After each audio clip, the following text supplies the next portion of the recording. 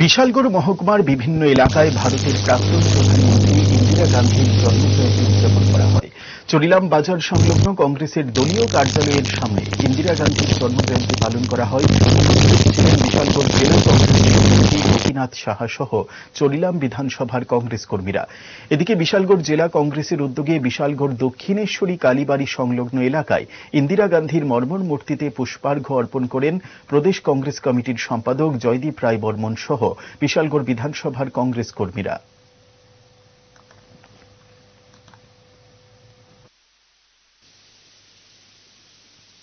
সারা দেশব্যাপী, সারা রাজ্যব্যাপী আজকে আমরা জননেত্রী প্রাক্তন প্রধানমন্ত্রী ইন্দিরা গান্ধীজির 107তম জন্মদিবস উদযাপন করছি।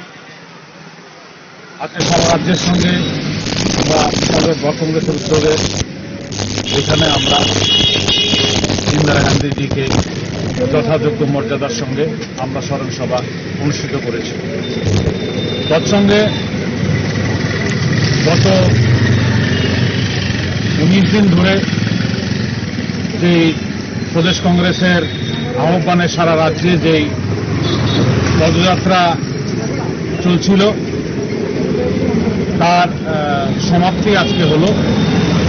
আজকে আপনারা জানেন আজকে জাতীয় সংহতি দিবস হিসাবে আজকের দিনটিকে পালন করা হয়। জননেত্রী ইন্দিরা গান্ধীর জন্মদিনকে আমরা শ্রদ্ধার সঙ্গে স্মরণ করি।